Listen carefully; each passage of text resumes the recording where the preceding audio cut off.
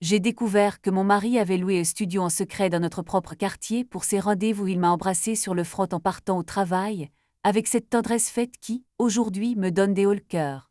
C'était le parfum de son après-rasage, mélange de bois de cèdre et de massoge, qui épreignait encore mes draps alors que je réalisais qu'il n'était jamais allé au bureau ce matin-là. Je sais que beaucoup d'autres vous m'écoutent en ce moment parce que la vie a cette manière cruelle de briser nos certitudes, et si mon histoire résonne en vous, si vous traversez ce chaos silencieux, sachez que je ne suis pas seule ici. Prenez un instant pour vous abonner, pour partager ce récit, car c'est dans ces échanges que nous trouvons la force de ne pas nous effondrer totalement.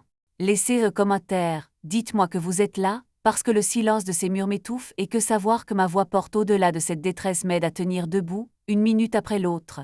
Nous habitions cet appartement haussmannier du 6e arrondissement, un lieu que nous avions mis des années à restaurer, pierre par pierre, souvenir par souvenir. Julien était l'homme que toutes mes amies enviaient. Architecte brillant, calme, avec ce regard bleu acier qui semblait ne jamais vouloir quitter le mien. Notre vie était une chorégraphie millimétrée. Le café pris en silence devant les journaux, les dîners improvisés avec nos proches dans le quartier de Saint-Germain, les vacances à Saint-Rémy-de-Provence. J'aimais chaque détail de cette routine. J'aimais l'idée que nous étions une forteresse, un couple que le temps n'atteignait pas. Je me souviens des soirées où nous restions à discuter des heures, une bouteille de vin rouge à la main, refaisant le mode. J'étais, je le croyais, sa muse, sa confidente, sa terre d'accueil. Puis, le changement est arrivé par petites touches presque invisibles. Au début, ce n'était que des retards, des réunions de chantier qui s'éternisaient. Désolé, ma chérie, un problème de structure sur le site de la rue Bonaparte, disait-il, son téléphone collé à l'oreille alors qu'il me tournait le Windows.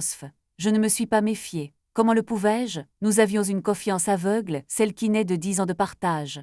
Je lui préparais des dîners tardifs, je laissais la lumière du salon allumée pour qu'il ne rentre pas dans le noir. Il semblait fatigué, les traits tirés, ce qui me poussait à être encore plus attentionné. Je lui massais les épaules, je lui apportais sauter, je pensais qu'il portait le poids de notre avenir sur ses seules épaules. C'était un soir de pluie battante, une de ces soirées parisiennes où le ciel semble vouloir laver la ville de ses impuretés. Julien était parti en voyage d'affaires à Lyon pour 2 jours. J'étais seule, avec ce sentiment lancinant de vide qui m'envahissait depuis quelques semaines, sans explication rationnelle. J'ai décidé de ranger son bureau, un endroit où je n'allais presque jamais. Je voulais retrouver une facture pour les impôts, un papier administratif et signifiant. En déplaçant une pile de dossiers techniques, une enveloppe Kraft étrangement légère a glissé derrière le meuble.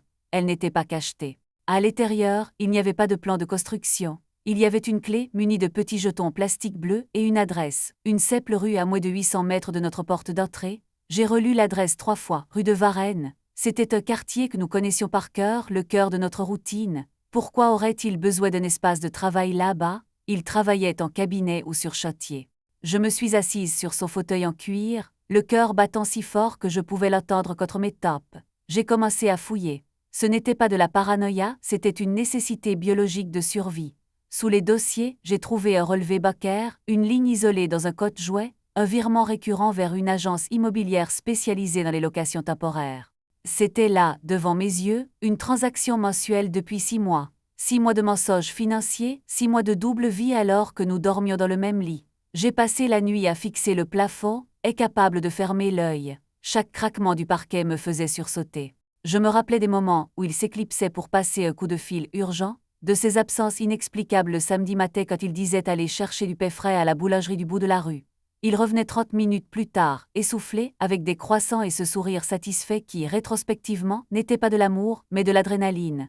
Mon esprit cherchait désespérément une autre explication. Peut-être un bureau privé pour un projet secret, une surprise pour moi, un atelier de peinture, lui qui avait toujours rêvé de renouer avec ses pinceaux. Chaque excuse que je lui trouvais était un baume sur une plaie qui ne cessait de s'agrandir. Je me sentais idiote, naïve, une épouse qui n'avait rien vu alors que tout était sous son nez. Le lendemain, alors qu'il était toujours à Lyon, j'ai pris la décision qui allait briser ma vie en deux. Je me suis habillée, j'ai pris la clé, et je suis sortie dans la rue. Il faisait un froid glacial, ce genre de froid qui vous mord les joues et vous rappelle que vous êtes bien vivante, même quand vous préférez être morte. J'ai marché jusqu'à la rue de Varennes. Le bâtiment était un immeuble ancien, discret, avec une digicode et un digicode à l'entrée. La clé a tourné dans la serrure avec un bruit métallique qui a résonné comme un coup de feu dans mon esprit. J'étais devant la porte 4B. Je suis restée immobile sur le palier, la main tremblante posée sur la poignée froide. J'entendais ma propre respiration saccadée par une terreur sourde.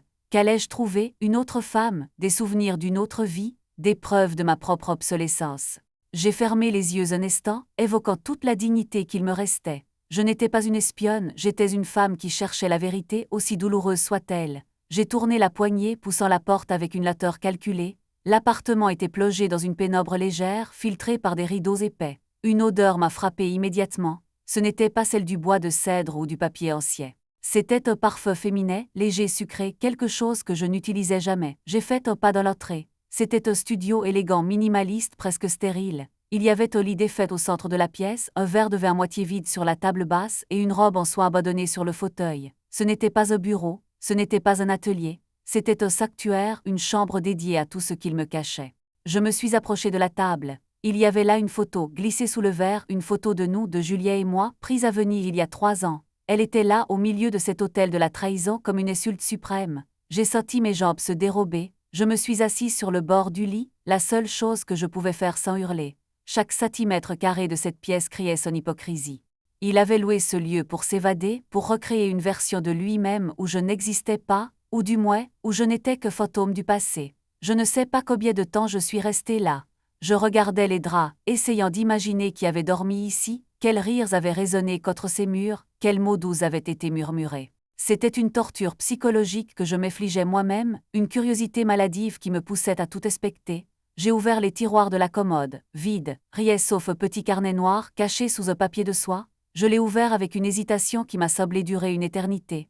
Ce n'était pas un journal intime, c'était une liste, des dates, des heures, des lieux de rendez-vous dans Paris, et à côté des prénoms.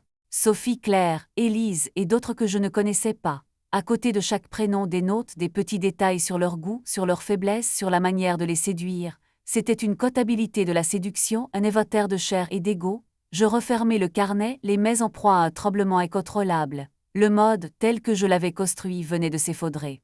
Ce n'était pas seulement une maîtresse, c'était une habitude, une déviance, une manière de vivre. Comment ai-je pu vivre avec lui, manger à sa table, partager son corps, sans jamais sentir le vide de son âme? J'ai senti une vague de colère monter en moi, une colère froide, tranchante comme une lame. Je ne pleurais plus. Les larmes sont pour ceux qui ont encore l'espoir que les choses puissent revenir en arrière. Moi, j'avais compris que le passé était mort, que l'homme que j'aimais n'était qu'une construction, une façade derrière laquelle se cachait un étranger. En sortant du studio, je n'ai pris aucune preuve. Je ne voulais pas de ces papiers, pas de ces photos. Je voulais juste partir, retrouver l'air pur de la rue, retrouver la femme que j'étais avant cette révélation. Mais alors que je refermais la porte derrière moi, un bruit de pas dans l'escalier m'a glacé le sang. Quelques motets. Je me suis caché dans l'ombre du palier, le souffle court, le cœur menaçant de rompre mes côtes. La porte de l'ascenseur s'est ouverte, révélant une silhouette familière. Ce n'était pas une femme, c'était Julien. Il était là, en chemise, sans sa veste de costume, avec cet air décontracté que je n'avais plus vu depuis des années à la maison. Il avait écourté son voyage. Il était revenu pour cela, pour cette alcôve de trahison. Il s'est arrêté devant la porte 4B, cherchant ses clés dans la poche de son pantalon, sifflotant un air que je connaissais trop bien. Il ne m'avait pas vu. Il était à 3 mètres de moi, inconscient de ma présence, inconscient du fait que son mode était en train de s'effondrer sous ses yeux, juste là sur ce palier froid. J'ai dû faire un choix en une fraction de seconde. Me montrer, fuir, hurler ma douleur ou rester dans l'ombre, une spectatrice silencieuse de ma propre ruine. Je ne bougeais pas. J'ai vu sa main se poser sur la serrure. J'ai vu le soulagement sur son visage à l'idée d'entrer dans son refuge. C'est à ce moment précis, alors que la serrure tournait, que mon regard a croisé le reflet de la vitre de l'ascenseur derrière lui. Il n'était pas seul. Une femme élégante, le visage rayonnant d'une complicité que je n'avais jamais eue avec lui, l'accompagnait. Elle lui a effleuré le bras, un geste si naturel, si intime, qu'il m'a plus blessé que n'importe quel mot. Ils sont entrés, et la porte s'est refermée avec ce cliquetis sec, définitif, scellant le destin de notre mariage. Je suis restée là, seule sur le palier, dans le silence étouffant de cet immeuble haussmannien. Ma vie, ma belle vie, venait de disparaître derrière une porte en chêne massif. Je ne sais pas comment je suis rentrée chez nous, rue de Varennes n'était plus que souvenir flou, une zone de guerre émotionnelle. Je me suis assise dans notre salon, le salon où nous avions prévu de vieillir. Tout me semblait étranger. La décoration, les livres, les meubles, tout cela appartenait à une femme que je ne connaissais plus. Cette femme qui croyait au bonheur, qui croyait en l'exclusivité, qui croyait en l'amour. J'ai regardé ma main, celle qui portait mon alliance. Elle me semblait lourde comme un poids mort. Je savais qu'il reviendrait, peut-être dans quelques heures, peut-être demain. Il jouerait son rôle de mari fatigué par le travail, il me demanderait comment s'était passée ma journée, il me raconterait ses mensonges avec une aisance qui me ferait presque douter de ma propre santé mentale. Mais je savais tout maintenant. Et ce savoir, c'était ma nouvelle arme ou ma nouvelle prison. Je n'avais pas encore décidé. Le téléphone sur la table basse a vibré, c'était lui. Un message simple. Je rentre, je suis épuisé, hâte de te retrouver. J'ai relu ce texte 10 fois, la cruauté de ces mots me transperçait. Il ne se contentait pas de me trahir, il se nourrissait de ma confiance pour renforcer ses mensonges. Il utilisait mon affection comme un bouclier pour protéger ses escapades. Je n'ai pas répondu. J'ai posé le téléphone, l'écran noir face à moi, comme un miroir de mon âme à cet instant précis. La nuit est tombée sur Paris, une nuit d'encre et de secrets. Les lumières de la ville s'étillaient derrière les rideaux, indifférentes à ma détresse. Je me suis levée, je suis allée dans la cuisine et j'ai versé un verre d'eau. Mes mains ne tremblaient plus, j'étais passée de l'autre côté de la peur. Je n'avais plus rien à perdre, puisque j'avais déjà tout perdu. La question n'était plus de savoir si mon mariage était mort, mais comment j'allais gérer les décombres. Est-ce que je devais affronter Juliette tout de suite, ou devais-je continuer à jouer le jeu, pour observer, pour accumuler des preuves, pour le voir se débattre dans ses propres filets? La colère, au début si brûlante, laissait place à une détermination glaciale. Je n'étais pas une victime passive. J'étais une femme qui avait été trahie, oui, mais qui allait choisir sa façon de se relever. Chaque seconde dans cette maison, en attendant son retour, était une épreuve de force. J'ai entendu le bruit d'une clé dans la serrure d'entrée. Il était là. Il était de retour dans notre sanctuaire, dans notre forteresse, apportant avec lui l'odeur d'un ailleurs que je ne connaissais que trop bien.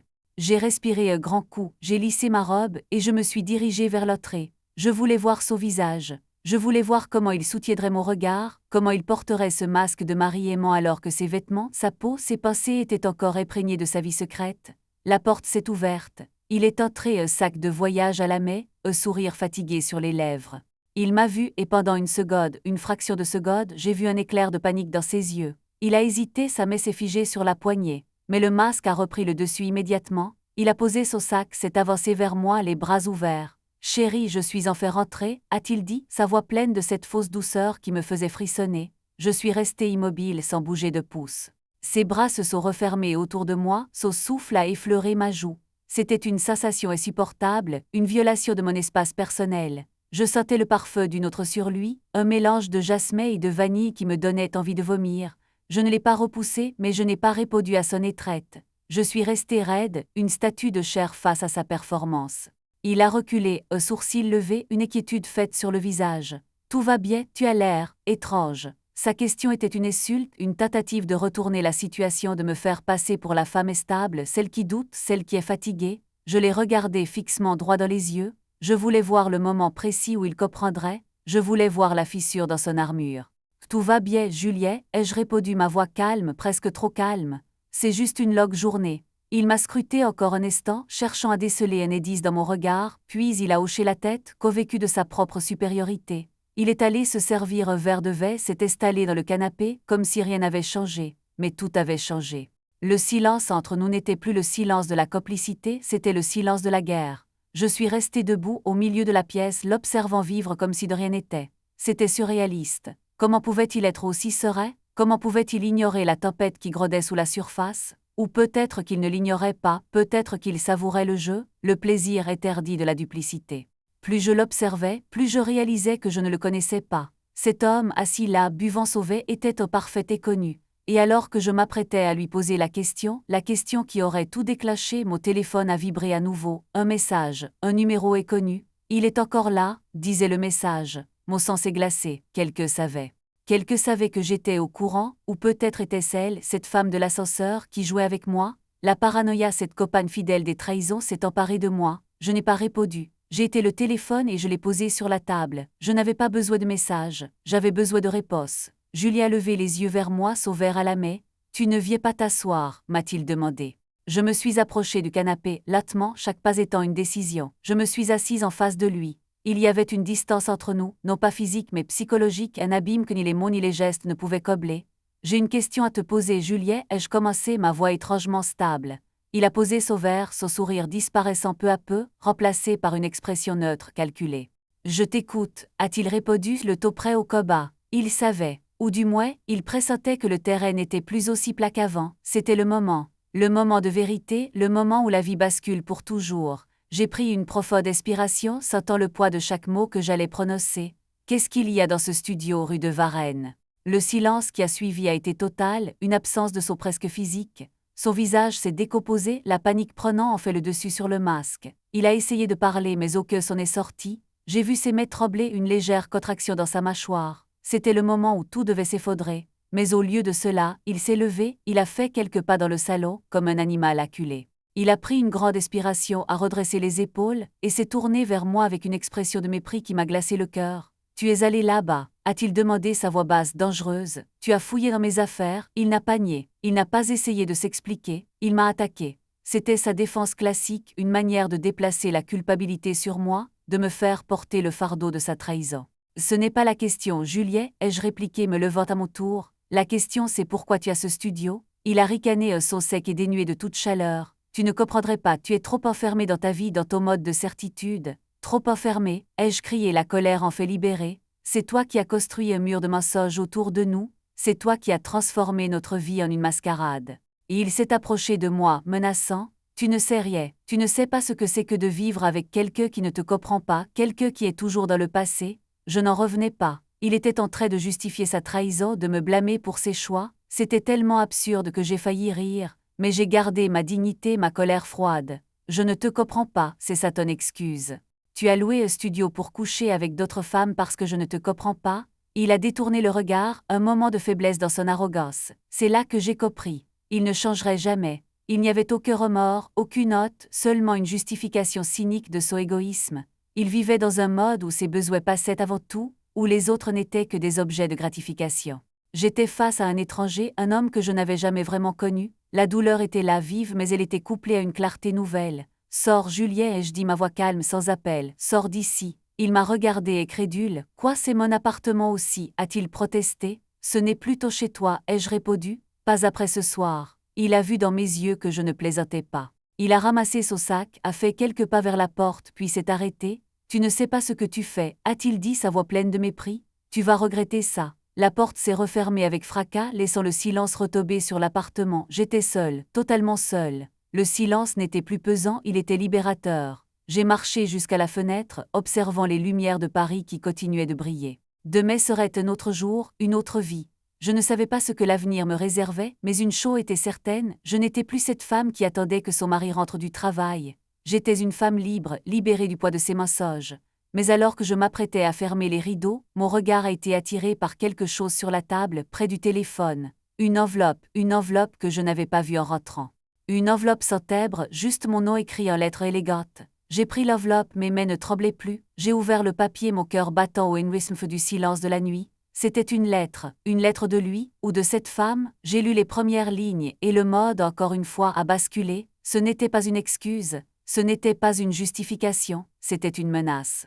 Une menace qui allait bien au-delà de notre relation, au-delà de notre mariage. Quelque chose que je n'avais jamais soupçonné, quelque chose qui rendait sa trahison bien plus sobre que je ne l'aurais jamais imaginé. Je suis restée là, la lettre à la main, le cœur lourd d'une nouvelle terreur. Je pensais que le pire était passé, que la vérité était sortie. J'avais tort. La vérité n'était que le début de cauchemar, un labyrinthe de secrets dont je ne connaissais même pas les règles. Et alors que la nuit atteignait son point culminant, j'ai réalisé que ma vie, telle que je l'avais connue, n'était plus qu'une illusion, et que la réalité, la vraie réalité, était bien plus dangereuse. Chaque ombre dans l'appartement semblait s'étirer, chaque craquement semblait être un avertissement. Je n'étais plus dans mon foyer, j'étais dans un territoire inconnu, entouré de menaces invisibles. Julien n'avait pas seulement loué un studio pour ses aventures, il avait ouvert une porte sur un mode où je n'avais aucune place, un mode dont je ne connaissais pas les tenants et les aboutissants. Je me suis assis au milieu du salon, la lettre à la main, refusant de céder à la panique. J'allais lire cette lettre, je comprendrais et je trouverais une issue. Je ne serais pas une victime. Je ne serais pas cette femme qui subit. Je serais celle qui survit, celle qui prend le contrôle de son destin. La nuit était longue et l'aube semblait encore bien loin, mais j'étais prêt à affronter tout ce qui m'attendait. Parce qu'à cet instant, au milieu de ce chaos, je savais que ma véritable histoire ne faisait que commencer. La lettre n'était pas une missive de rupture, ni une confession pathétique sur papier glacé. C'était une feuille de papier en tête de cabinet d'avocat que je ne connaissais pas, une mise en demeure formelle concernant des actifs financiers que je n'avais jamais autorisés, des comptes bancaires offshore dont les montants donnaient le vertige, et une mention cryptique, protocole de protection des actifs en cas de défaillance conjugale. Julien, mon mari, l'architecte idéaliste qui se passionnait pour la restauration des moulures anciennes, avait bâti un empire de détournement sous mon nom. Le studio de la rue de Varennes n'était qu'une infime fraction de cette toile, une chambre témoin pour ses transactions occultes. Il ne m'avait pas seulement trompé avec des femmes, il m'avait utilisé comme un parave prête-nom, une coque vide pour blanchir l'argent de ses contrats fantômes. L'air de l'appartement est devenu soudainement irrespirable. Je me suis précipité vers mon ordinateur, mes doigts tapant frénétiquement sur les touches, cherchant à accéder à nos codes communs dont j'avais, jusqu'à ce soir, une confiance aveugle. Accès refusé.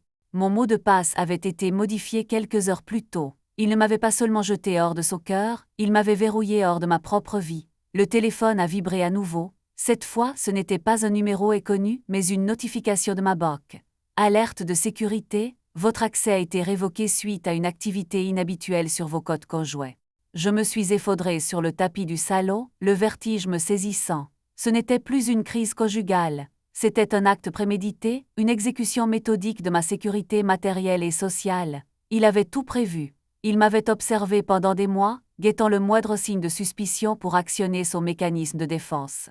Le studio de la rue de Varennes, avec ses miroirs, ses draps de soie et son carnet de noms, n'était que décor pour me distraire pendant qu'il nettoyait les traces de ses activités illégales. Il m'avait orienté vers la jalousie, un sentiment archaïque, pour m'empêcher de voir le gouffre financier qu'il creusait sous nos pieds. La colère, cette fois, a brûlé bien plus intensément qu'avant. Elle n'était plus cette lame froide, elle était devenue un incendie. J'ai regardé autour de moi dans ce salon si chic, si paisible, et pour la première fois, j'ai vu la réalité, ce n'était pas mon foyer. C'était un coffre-fort de luxe dont je n'avais jamais possédé la combinaison. J'ai saisi mon téléphone, mais je n'ai pas appelé la police, pas encore. Si je les appelais, Julia aurait le temps de disparaître, d'effacer les serveurs, de faire de moi la complice responsable des détournements. Il fallait que je frappe plus fort, que je joue au jeu, mais avec une précision chirurgicale qu'il n'aurait jamais pu anticiper. Je me suis levée, je suis allée dans la salle de bain, et je me suis regardée dans le miroir. Mes yeux étaient cernés, mon visage pâle, mais mon regard était neuf. J'ai ouvert l'armoire à pharmacie. Derrière mes parfums, dans une boîte en fer, se trouvait le double des clés de son coffre-fort professionnel qu'il avait oublié chez moi il y a 2 ans. Il pensait que je ne m'en souvenais pas. Il pensait que j'étais cette femme soumise, occupée par les fleurs et la gestion des dîners de quartier. Il avait tort. J'ai toujours été celle qui observait, celle qui notait, celle qui comprenait les plans avant même qu'ils ne les dessinent. Je suis sortie de l'appartement. Dehors, Paris dormait indifférent à ma métamorphose. Je marchais dans les rues sobres, le froid me fouettant le visage, mais je ne sentais plus rien. Chaque pas vers son cabinet était une seconde de moins dans sa vie de prédateur. Arrivé devant la façade imposante de son agence, j'ai utilisé la clé. La serrure a cédé dans un silence absolu. Je me suis faufilée dans les bureaux, baignée par la lumière crue des néons de sécurité. J'ai hâté le bureau de Juliet, cet espace sacré où il trônait comme un dieu. J'ai ouvert le coffre. À l'intérieur, pas d'or, pas de bijoux. Juste des dossiers, des clés USB et un petit carnet, identique à celui que j'avais trouvé au studio, mais bien plus épais. Il contenait des codes, des adresses, des noms de politiciens et d'hommes d'affaires corrompus. C'était la preuve de tout. Je ne cherchais plus à sauver mon mariage, je cherchais à démanteler son existence. Alors que je transférais les données sur mon propre disque dur, le bruit d'une porte qui claque au rez-de-chaussée m'a glacé le sang. Il était là, il était revenu, pas pour moi mais pour sécuriser ses arrières. Il savait que j'avais trouvé la lettre, il savait que j'allais réagir. Je me suis figé le disque dur dans la main, caché derrière le grand bureau en chêne. J'ai entendu ses pas lourds assurés dans le couloir. Il sifflotait, cet air insouciant qui me donnait des hauts le cœur. Il s'est arrêté devant la porte de son bureau, j'ai entendu le clic métallique de la poignée. Mon cœur battait si fort que je craignais qu'il ne l'entende, là dans le silence du bureau, la porte s'est ouverte. La lumière du couloir a dessiné sa silhouette sur le tapis. Il est entré à allumer la lampe de son bureau, et s'est arrêté net en voyant le coffre ouvert. « Je savais que tu finirais par venir ici », a-t-il dit, sa voix n'étant plus celle de l'épouse aimant, mais celle d'un homme capable de tout pour protéger son secret. Il ne me regardait pas, il regardait le coffre, comme si j'étais une anomalie dans son plan parfait. Je ne suis pas sorti. Je suis resté dans l'ombre, le disque dur serré contre ma poitrine, mon souffle suspendu. Il a commencé à fouiller le bureau, ses mouvements devenant de plus en plus erratiques. Puis, il s'est tourné latement, vers l'endroit précis où je me cachais, un sourire mauvais aux lèvres. « Tu penses vraiment pouvoir t'en sortir, petite chose ?» a-t-il murmuré, comme si nous étions les seuls au mode. C'est à cet instant que j'ai réalisé la profondeur du piège. Ce n'était pas moi qui l'avais piégé, il m'avait attiré ici dans ce bureau sans issue pour s'assurer que personne ne sache jamais ce qu'il cachait. J'ai reculé, mais mon pied a heurté une chaise en métal. Le bruit a résonné comme un coup de tonnerre dans la pièce. Il a fait un pas vers moi, ses yeux brillants d'une lueur sobre. « Tu as toujours été curieuse » a-t-il dit en s'approchant, mais la curiosité dans ce milieu ça se paye très cher. Il a sorti quelque chose de sa poche. Ce n'était pas une arme, c'était un téléphone, et il a commencé à composer un numéro. « Ne bouge pas » a-t-il dit. « Si tu sors de cette pièce avec ces dossiers, tu ne seras plus que cadavre errant dans les rues de Paris. » Il m'a regardé avec un mépris total, ce mépris qui m'a définitivement libéré de toute trace d'amour résiduel. J'ai compris à cet instant que si je voulais survivre, je ne devais pas seulement le fuir, je devais détruire tout ce qu'il représentait, et le faire avant qu'il ne mette son plan à exécution. J'ai saisi le lourd presse-papier en marbre sur le bureau, une décision qui a changé ma vie en une fraction de seconde, et je me suis élancé vers lui, non pas par peur, mais par une nécessité pure de survie, alors que la porte du bureau s'ouvrait soudainement sous l'effet de quelqu'un qui forçait l'entrée depuis le couloir. C'était elle, la femme de l'ascenseur, qui venait de faire irruption, un regard terrifié sur le visage, comme si elle n'était pas sa complice, mais sa prochaine victime. Juliet s'est retourné, distrait par cette nouvelle intrusion. C'était ma seule chance. J'ai bodi non pas vers la sortie, mais vers la fenêtre du bureau donnant sur la rue, une issue de secours que j'avais repérée depuis longtemps, mon esprit de survie prenant le dessus sur toute hésitation. Je savais que si je tobais, si je sautais, je serais en danger, mais rester ici signifiait signer mon arrêt de mort. Dans le tumulte de leurs voix qui s'élevaient, je me suis approché du rebord, sentant le vent froid de la nuit parisienne. Julien a poussé un cri de rage, alors qu'il se précipitait vers moi, mais il était trop tard. Je n'ai pas hésité. J'ai sauté non pas dans le vide, mais sur la corniche qui menait à l'appartement voisin, un escalier de service que je connaissais par cœur grâce à mes années passées à étudier les plans architecturaux de ce bâtiment historique. Alors que je glissais dans l'obscurité, le souffle court, je l'ai entendu hurler mon nom, un cri de possession et de haine qui m'a confirmé une chose, je venais de lui enlever tout ce qu'il possédait. Je me suis retrouvé dans la ruelle adjacente, le cœur battant à tout rompre, le disque dur toujours dans ma main. La nuit était silencieuse, mais je savais que cette tranquillité était trompeuse. Il allait me traquer, il allait utiliser toutes ses ressources pour me retrouver, pour étouffer cette vérité.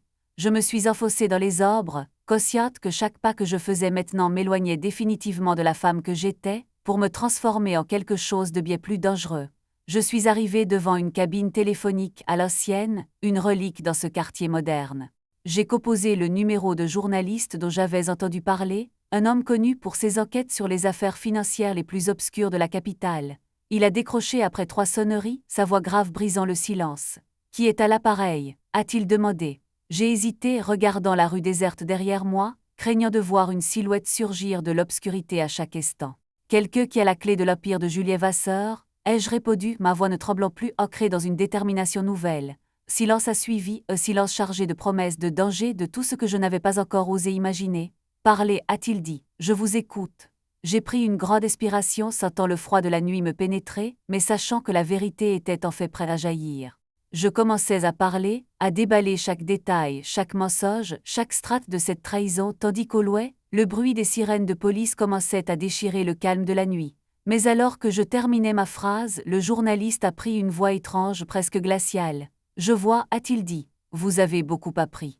Mais dites-moi, avez-vous vérifié si le disque dur que vous tenez contient vraiment les preuves, ou si ce n'est qu'un autre mensonge de votre mari pour vous mener exactement là où vous vous trouvez en ce moment ?» J'ai regardé l'objet dans ma main. Un frisson m'a parcouru. Avais-je été manipulée même dans ma fuite? Était-ce une nouvelle ruse de Juliet? J'ai réalisé alors que je ne savais rien. J'étais seule, poursuivie par un homme qui avait toujours 3 coups d'avance, et la nuit ne faisait que commencer. Le silence qui a suivi sa question a été plus assourdissant que les sirènes qui, désormais, se rapprochaient de mon secteur. J'ai serré le disque dur contre mon flanc, mes doigts crispés sur le plastique froid. L'idée qu'il ait pu anticiper ma réaction, qu'il ait déposé cet objet dans le coffre précisément pour m'attirer dans une impasse, m'a frappé comme une gifle physique. J'étais depuis le début une pièce sur son échiquier, poussée par mes propres émotions vers une case prédéfinie. Mais quelque chose en moi, une intuition viscérale que je n'avais jamais écoutée, a refusé de céder. Je ne me suis pas laissé submerger par la panique. J'ai simplement regardé l'objet, puis les vitres sobres de la rue, et j'ai compris une vérité fondamentale. Peu importait que le contenu soit le dossier de sa chute ou l'heure destinée à m'écriminer. Ce qui comptait, c'était l'acte. J'ai remercié le journaliste d'une voix sèche, sans même attendre une réponse, et j'ai raccroché. Le combiné est retombé dans son réceptacle avec un bruit métallique définitif. Je suis sortie de la cabine, la tête haute, le corps tendu par une adrénaline nouvelle, presque enivrante. Je n'avais pas besoin que ces fichiers soient la clé de voûte de son effondrement. J'avais besoin de disparaître, de devenir ce qu'il ne pourrait plus jamais contrôler, une ombre sans nom. Je me suis dirigée vers la station de métro la plus proche, marchant de pas rapides, calculés sans jamais me retourner. Je ne cherchais plus à prouver ma valeur, ni à obtenir justice selon ses règles à lui. Je cherchais à effacer chaque empreinte, chaque souvenir, chaque lien qui me rattachait à cette existence de poupée de porcelaine qu'il avait façonnée pour mieux la briser. La rame de métro était presque vide, un tunnel de néo blafard dans lequel je me suis assise, fixant mon reflet dans la vitre sobre. Mon visage était une carte de fatigue, mais mes yeux, ils étaient devenus des pierres. Je me suis souvenu de nos débuts, de cette époque où je croyais que son ambition était la nôtre. Quelle ignorance, quelle naïveté. J'avais passé des années à polir le miroir de son ego, persuadé que j'y voyais notre reflet commun. En réalité, je n'y voyais que l'espace qu'il voulait bien me laisser occuper. J'ai ouvert mon sac. J'ai sorti mon téléphone, l'appareil qu'il avait tenté de pirater, et je l'ai jeté dans la poubelle d'une station de correspondance sans regret. J'ai laissé là toute ma vie digitale, mes contacts, mes photos, mes racines numériques. J'étais en train de me défaire de ma peau, couche après couche. Alors que le métro filait dans les ténèbres sous Paris, j'ai ressenti un soulagement immense, une sorte de libération brutale. Il croyait me posséder, il croyait que je reviendrais en rampant, vécu par la peur ou le poids de ma complicité supposée. Il ne comprenait pas une chose, une femme qui a tout perdu n'a plus rien à protéger. Et celle qui n'a plus rien à protéger devient la créature la plus libre de cette terre. Je n'avais pas besoin des preuves sur ce disque pour le détruire. Il finirait par se détruire lui-même par sa propre avidité, par son besoin compulsif de tout contrôler, par sa certitude que personne, et surtout pas sa femme, ne pourrait jamais s'extraire de sa toile. Il tombera non pas par ma main, mais par le vide qu'il a lui-même creusé sous ses pieds. Je suis descendu à une station que je ne fréquentais jamais, un quartier où les noms des rues m'étaient inconnus. L'air y était différent, plus humide, chargé des effluves de la nuit parisienne. J'ai marché longtemps sans but précis, simplement pour sentir le poids de mon corps, la liberté de mes mouvements. Je ne suis plus la femme qui attendait son retour, le cœur battant dans l'angoisse de dîner moqué ou de regards froids. Je suis celle qui a sauté. Je suis celle qui a choisi l'inconnu plutôt que le mensonge doré. J'ai senti une larme couler, mais elle n'était pas de tristesse. C'était l'ultime résidu de cette vie ancienne, une eau claire qui lavait les cicatrices de mon esprit. Je ne suis plus sa chose, je ne suis plus auparave. Je suis arrivée devant un hôtel de passage, un endroit sans âme anonyme.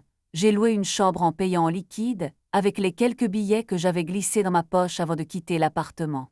Dans la chambre, l'odeur du désinfectant était forte, presque médicale. Je me suis allongée sur le couvre-lit rêche, les yeux fixés sur le plafond. Le disque dur était posé sur la table de chevet, un poids inutile dont je ne savais pas encore si j'allais le détruire ou le vendre. Peu importait. Ce n'était plus une arme, juste un objet. Julien, lui, est probablement en train de hurler dans son bureau, cherchant à comprendre comment sa petite chose a pu échapper à ses griffes. Qu'il cherche, qu'il fouille chaque recoin de notre appartement. Il ne trouvera plus rien de ce qui faisait de moi la personne qu'il pensait connaître. Le sommeil a fini par m'apporter, un sommeil lourd, sans rêve, un vide réparateur. Demain, le mode se réveillera sans moi, ou du moins sans la femme qu'il croyait avoir enchaînée. Je ne sais pas où je serai dans une semaine, ni dans un mois. Je sais seulement que pour la première fois, je respire à pleins poumons. Le poids de sa trahison n'est plus une enclume sur ma poitrine, c'est devenu une poussée, une force qui m'a projeté dans ma propre vie. Le silence de cette chambre est désormais mon sanctuaire. Le silence de la ville, à travers la fenêtre entr'ouverte, m'appartient.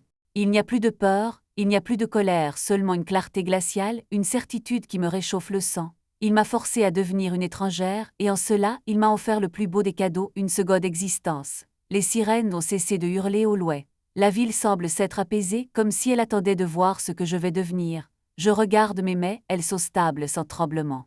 J'ai survécu au naufrage, non pas en m'accrochant aux débris, mais en nageant vers la rive inconnue, là où le soleil commence à pointer, découpant l'horizon avec une précision tranchante.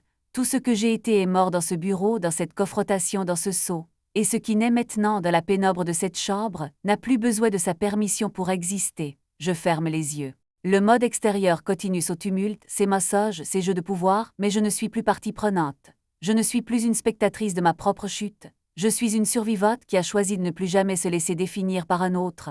La nuit est presque terminée, le gris du matin s'effiltre sous les rideaux, une lumière douce sans jugement.